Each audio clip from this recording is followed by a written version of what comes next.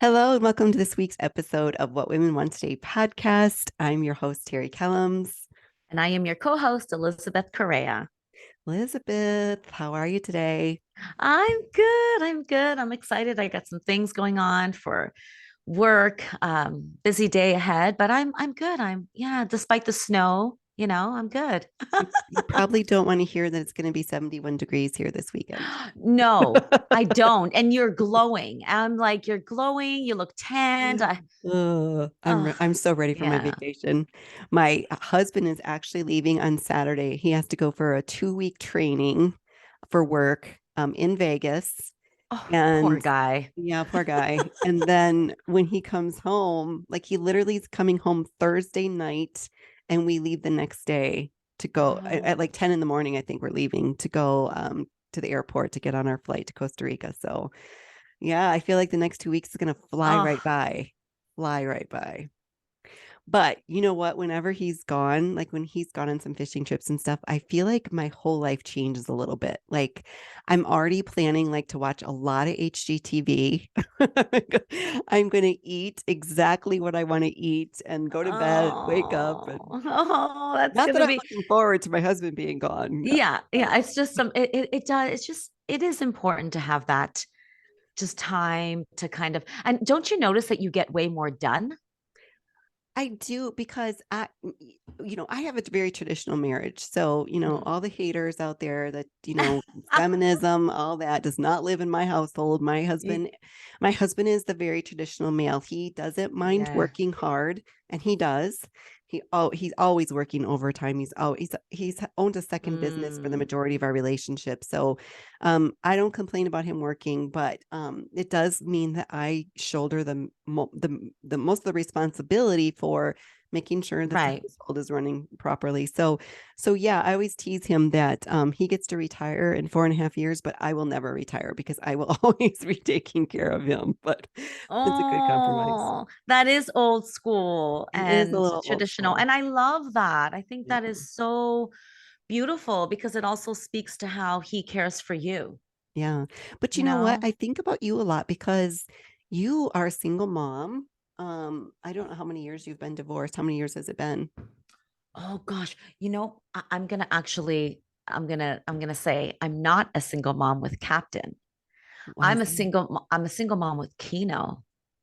So Okay. Captain, because his dad and I talk about this all the time, and but great topic to bring up, for today's episode. Yeah. So we talk about this all the time. If I'm considered a single mom, then my ex-husband is also considered a single dad Okay. So what's because the we distinction between we Captain and go. Kino? So Kino, I was 16. It was Mhm, my boyfriend. I had Kino when I was 16 for my boyfriend at the time. I mhm. was 100% a single mom. I raised him alone as Oh, a I single see what you're mom. saying. I So see what you're with saying. my ex-husband, with Captain, he has them 5 days a week. I have them 5 days a week. Hmm. And Yeah. we go halves on everything. And Okay. there's no me doing anything single. There's Right. no, the games, he's at all the games. Anything for school, he doesn't miss a beat. He That's is as awesome. equally hands-on as I am. That's So, awesome.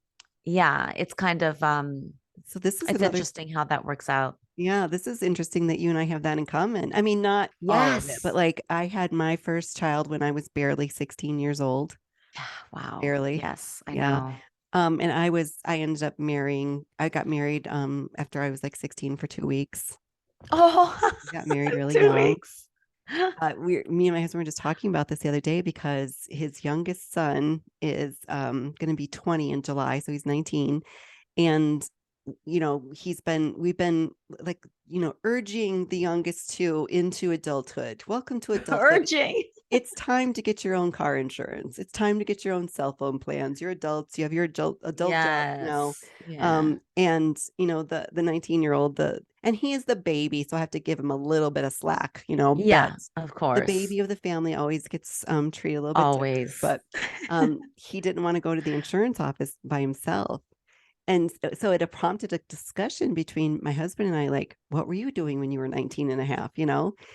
And, my husband said, is, gosh, what did he say? Oh, he's going to school after high school, postgraduate, and living at home And I'm like, Mm. wow, what a different life. Like I was 19 and a half and On your having own. babies or about to have Yeah. babies. I had twins when I was about 19 and a half. So I had three Whoa. kids under 5. I Wow, babysat during the Terry. day. Get this, Elizabeth. I babysat during the day. I had a 2-year old, 2.5-year old by one family. And then I had another family that had a set of twins that were 3. So they were the same age as my oldest daughter. And then they also had a baby that was 6 weeks old. So I had a 2-year old, 3 3-year olds, and a 6 week old. And I was still pregnant. I remember still being pregnant when I had all those at the same time. So I didn't have my babies yet. But, Wow. and, I said, what a different world that we live in that I could not imagine Oh, I couldn't imagine Brian's youngest son like doing any of that, but yeah, yes. Or even having, I can't imagine just even my 15-year-old, like you were barely 16, I yeah, was 16. I yeah, can't even imagine him coming home and saying, "Hey, my girlfriend's pregnant," or some girl, or I would, oh my God, I would I be know. like, Because oh, we don't want our kids no, to go through. Like we hope that we no, got to learn the lesson and pass for on some of them. the wisdom to them. Yes, Yeah. yes, But yeah. so you're lucky that your ex-husband is still so hands-on because you hear so Oh, many women say, I that know, I it's know. just they go off and they have another family and they just forget about the one they already had. So that's Yeah, amazing. Because I'm you're a so busy grateful. woman. Yeah, and those days, like for instance, Wednesdays, like Thursdays are, the days that I do get a lot of work done because he's always with dad on those days and he's always with me on Mondays and Tuesdays, and then we Mm, alternate the weekend. And right. it's been like that since day one, and he's Okay. never missed a week and he's never missed a beat Yeah. ever. And I mean, this started happening like Terry, we separated when Captain was only a year and a half. Okay. So And this he's has almost been, 15. yes. So that's a while. So, and it's Okay. been that, it was that same, we had that same routine and schedule, even when I wanted to kill him. For the first few years, before we became, friends and family, and the way we see each other today and the way we live today, Yeah. how we co-parent with love today is so different and pretty much miraculous, to be honest. Like it wasn't something I ever not only saw or visioned, I didn't want to be nice to him. Yeah. I didn't want us to get along. Yeah. So you weren't in midlife when you got divorced, but have you ever heard the statistics for midlife divorce? They call it gray divorce. I think that's what the term is, gray divorce. No, It's but like it's this. happening a lot though, Terry. Yes, because this is what I'm going to say. And I don't have any truth to back it up, but this is my belief. Mm-hmm. I believe that, we talked about this a couple of episodes ago. Like, one of the gifts of midlife is that we come into our own. Yes, We knowing what you develop want, what you don't want. Yes, we develop yes, that voice and probably a backbone if you didn't already have one. And you're not as willing to put up with shit when you're in midlife. You're just not. yeah. No, And I no. that's what I believe comes because, like if you've been married for a significant amount of time and then you reach Mm-hmm. midlife and you hear these couples divorcing, you're like, why? Like, why? How do you stay married for that Yeah, long and yeah. then get a divorce? Like, you just feel like, I don't know. I feel so I've been notoriously bad at marriage. I'm on my third marriage. Mm-hmm.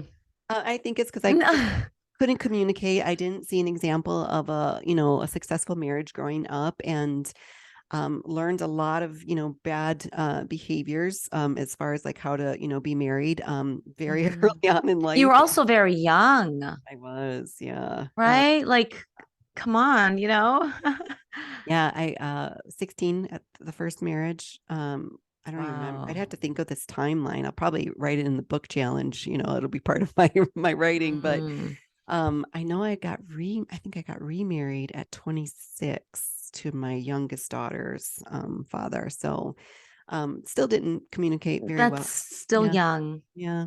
So I'm doing a little bit better this time. We've been together for 10 years, so knock on wood.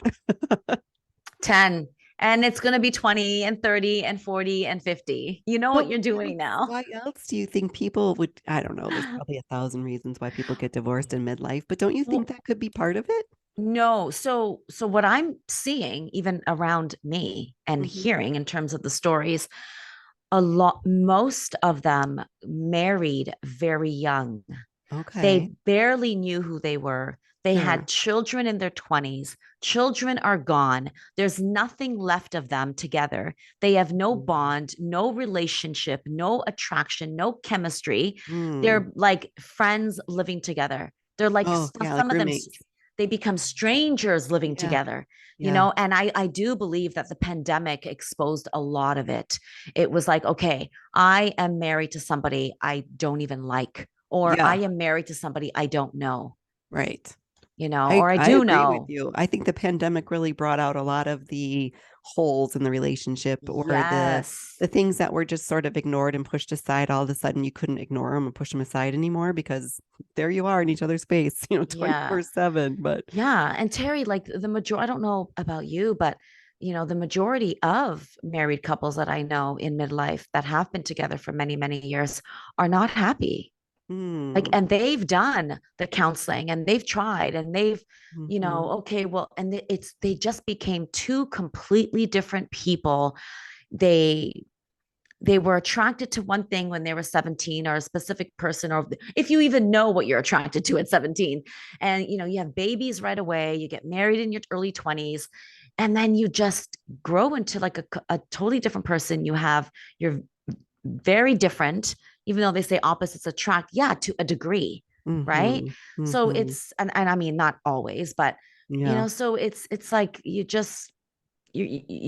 ask yourself, like, do I want to be in this marriage, in this relationship, in my mid 40s or 50s, where I am unfulfilled, where I'm not happy? I love this person, but I'm not, there's yeah, no spark. There's no, this is not my, this is not like, this can't be my end here. Like, I'm yeah, not fulfilled. And when it's something that you both agree on and you work through, like, look, we've tried.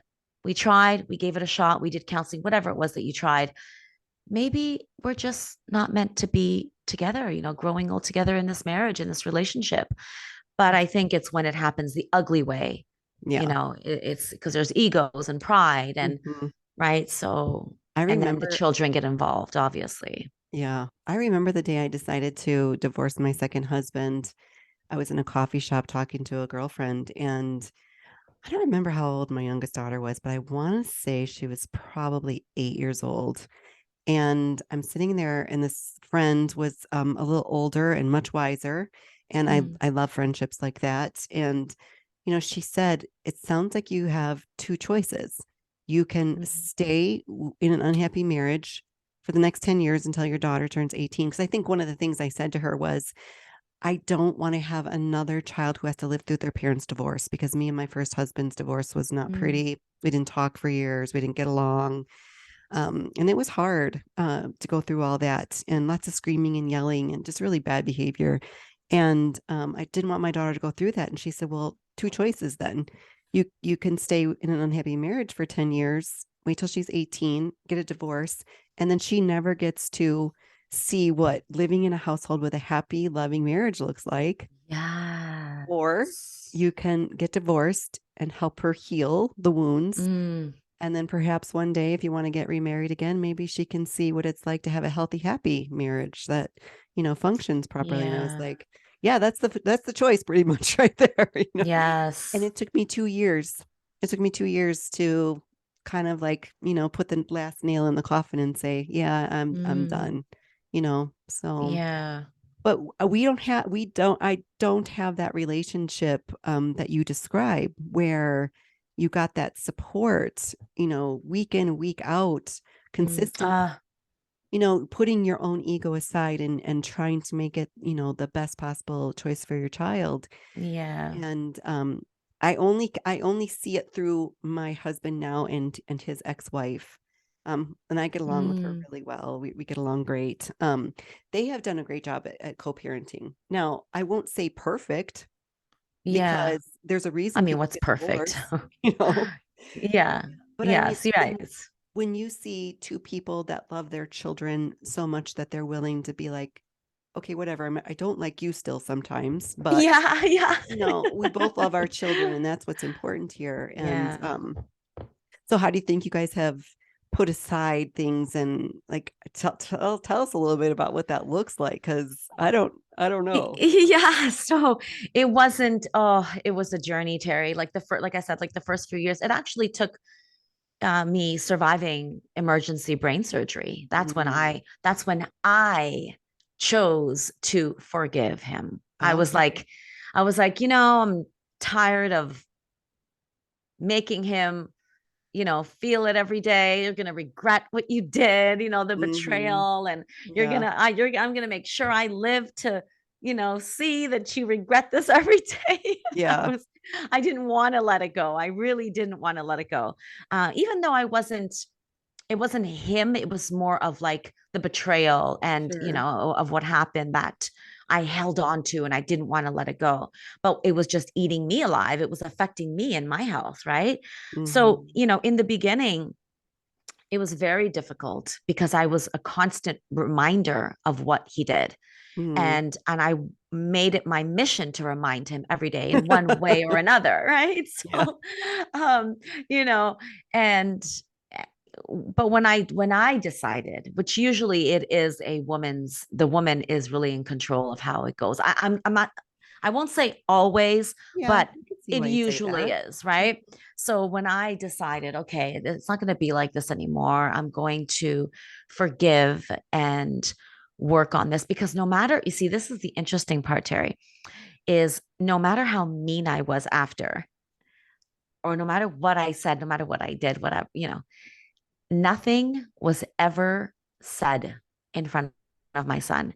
Right. We made each other prom when I was about 7 months pregnant. And I said, if our marriage doesn't work, it doesn't work for us and we have to separate for whatever reason, we have to make each other a promise and shake on it that we will never, ever fight in front of our child, and that we will always do what is right for him. Yeah, I love And that. we shook hands on it. We agreed on it. So there were times where I would say, I promised not to do that. And Hmm. I kept my word in terms of anything I did say. If I was like cursing him or calling him a name or something, it was never when Captain was around.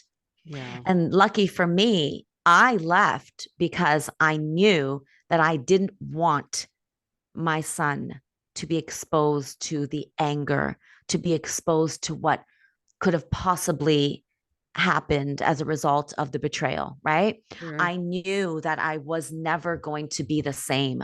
I knew that things would never be the same. I knew that I was deciding to be angry, and that's what I was holding on to. And so I knew I had to go, because I knew I could not let him grow up and see what I saw my parents do, what they put us through with their drama and their fights and their, them degrading each other, putting each other down constantly on a daily basis. And Hmm.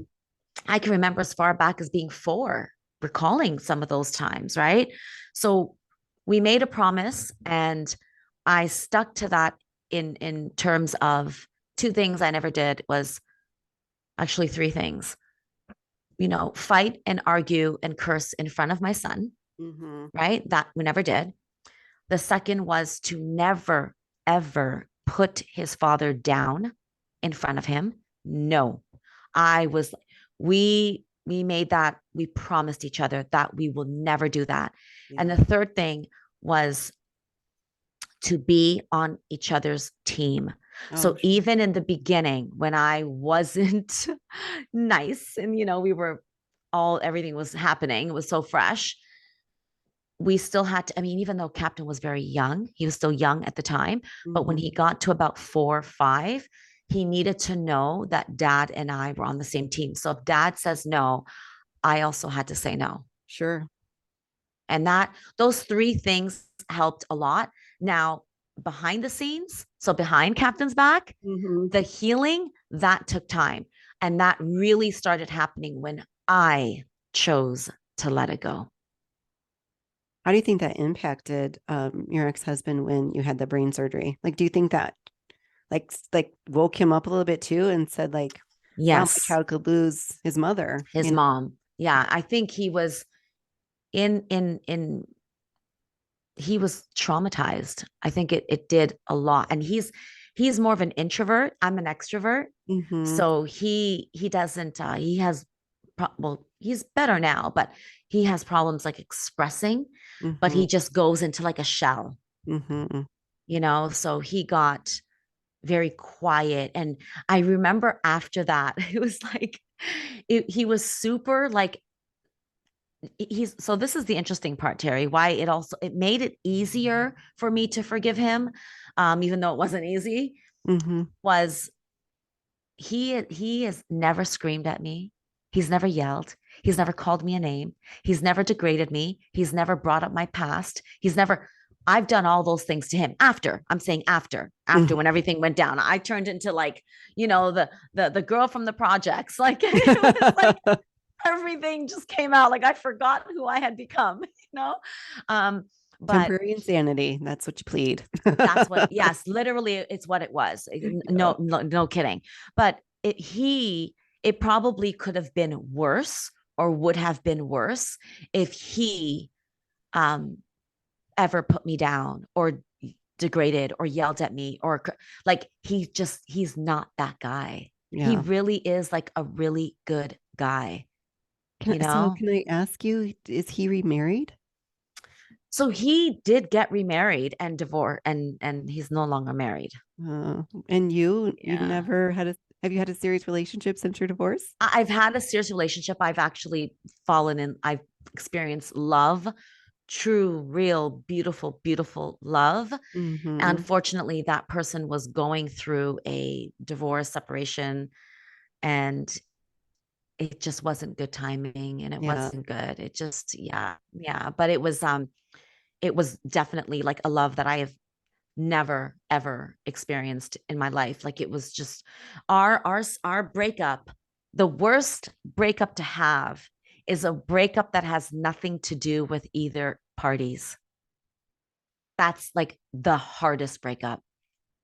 So it's the breakup had nothing to do with what I did, what he did, what I didn't do, what he didn't do. It Oh, was the okay. most beautiful relationship in every way, Wow. chemistry, connection, into every way. It was just beautiful.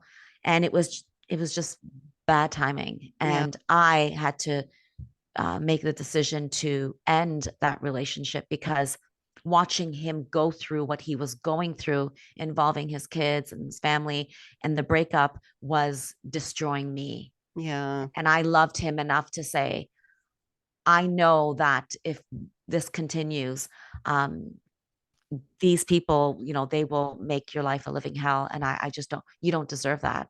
Yeah. So I have experienced true, beautiful love, but I You haven't think been you want to get married. married Again, again? I'm open to it. Yeah. Yeah, yeah, I'm open to it. If it's something that my partner wants, my life partner, if it's something he desires, then yeah, I mean, why not? Although I'm not going to sit here and say, I think it's a must Yeah. or it's got to happen, but I'm open to it. When I got divorced from my youngest daughter's dad, I remember I said, I am never getting married again. Never. And Yeah, I I was used to say that too. I'd gone for a hike with my best friend and we were sitting at this cute little restaurant outside and I look down and I see my phone light up and there's a message and it was, a guy I grew up with, his brother and sister, went to school with them, whatever. And um, my girlfriend was like, well, who's that? And I, told her and I go, I think he might be asking me out on a date. But it had been like 12 years since I had dated. So I was like really rusty. Oh, And I wow. said, oh, I'm not ready for that. And she says, Terry, you could have the best of all worlds. She's like, you Mm, could, you have here in Arizona, you have your daughter, your friends, your job, and then you travel for work back there and you can mm. have some fun back there. And so I blame it on her that I I know he was a good guy. It was a very good. I think people need that. What do they call that? That relationship in between. Not a. I don't like the word Oh, rebound. yes, yes, yes. But I Like a think rebound, kind of yeah, like, maybe, yeah, but just that relationship yes. that makes you feel like a I know about a woman rebound. again and desirable Yes, yes, yes, and yes. I've had that. he probably paved the way for, my marriage to Brian. Yes. So I listen, not probably, he did. yeah. He Yeah. did because what I know about relationships, and we're old enough to know some things, right? Oh, Is couple. a couple, yeah. Is each relationship really does pave the way, Yeah.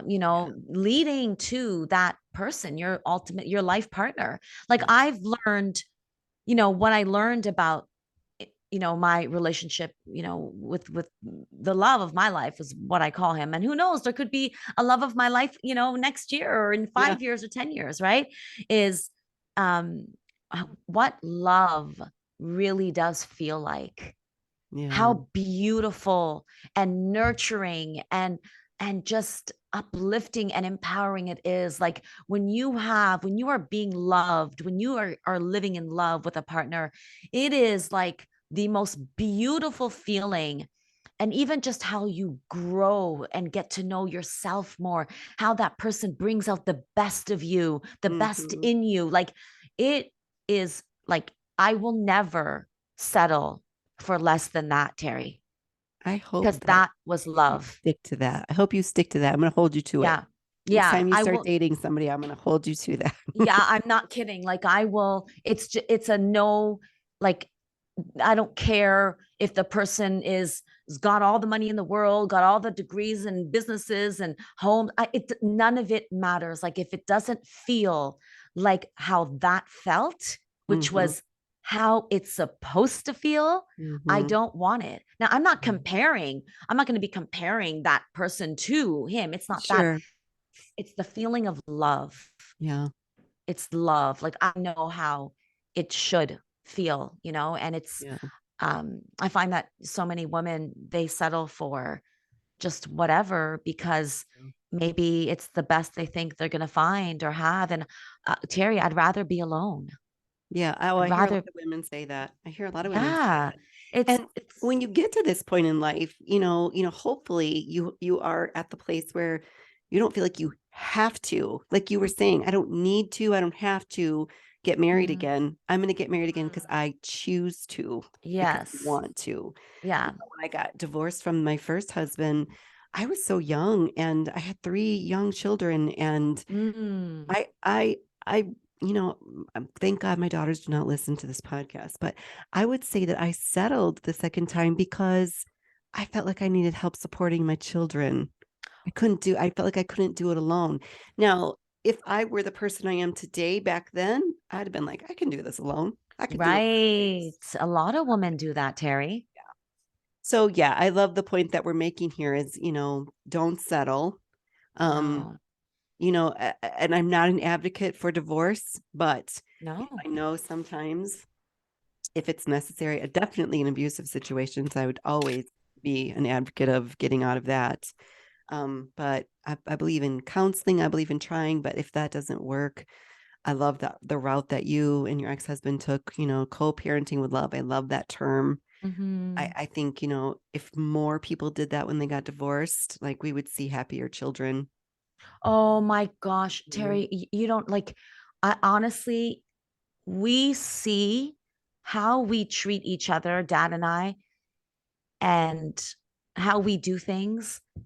I know it's a huge part of Captain's confidence, For his sure. happiness, who he is. He's Hmm. such a kind, respectful young man. Like it's one of the things I think every teacher has ever said about him was the word kind and respectful. And he gets that. Like just imagine, and I know this because I lived it. Like children who are home hearing their parents call each other names. Shut up, do this, I don't care, banging, slamming doors, throwing things around, verbal abuse, whether it's towards the children, towards each other, like they will become a product of that Hmm. 9 times out of 10. It's Mhm. even if it lasts for a short time, they do end up becoming like either parent, Yeah. right? Imagine what they're dealing with.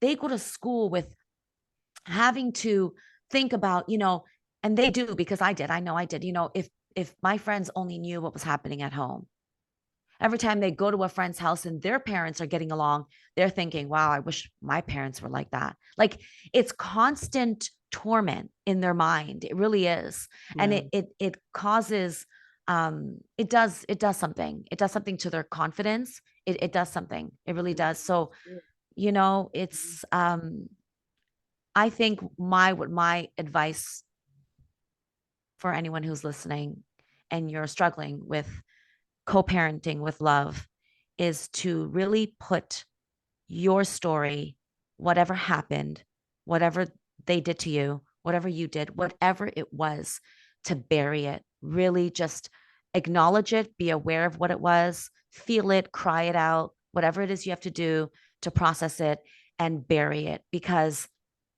Write it our down. children Write it deserve down. better. Yes, Yeah, they do deserve better. But they do. I just had a friend say that when she writes things down that she never wants anybody to read, she just shreds it afterwards. Or Yeah. have a little burn party. Like, Yes. burn the I've whole had a couple story of of those those. things. Yes. But Yeah, yeah, you're right. right. Because they're watching you, even if you think that, okay, well, I don't say or do anything. I don't let my children, they don't know the details. They can see it they feel it in your energy, your aura, Mhm. you might find yourself snapping at them because you just had an argument with dad last night or yesterday, or Yeah. you got an email from him or whatever it was that happened. And now you can't help but take it out on the people around you, which happens to be your children. Yeah. So, really just let it go, process it. You got to go through the process, right? Process it, let it go, and just agree to love the person he is or she is, whatever, you know, for who they are, not for what you wished he could have been or Yeah. want him to be, or, and I say this, it took me, Terry, get this, okay? I forgave my former husband way before I got an apology. Oh, because sometimes that apology might never come. So, I It took 8 years. oh my gosh. 8. Wow. Wow. Yes. What you were saying there a minute ago, like even if the kids don't hear you say something specific, they are smart because I remember when my youngest daughter, I had been asking her dad, to do something for me from it was Mother's Day, and I had been saying, can we go get this, lawn furniture?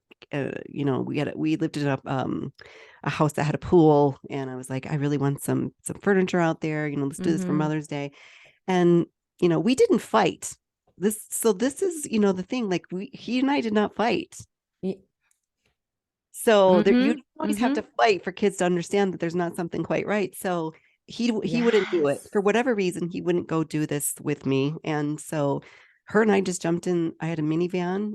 We jumped in the minivan, went to the store. I bought it, dragged it out to my minivan, stuck it in there, got home, dragged it outside to the patio, and I'm out there putting it together.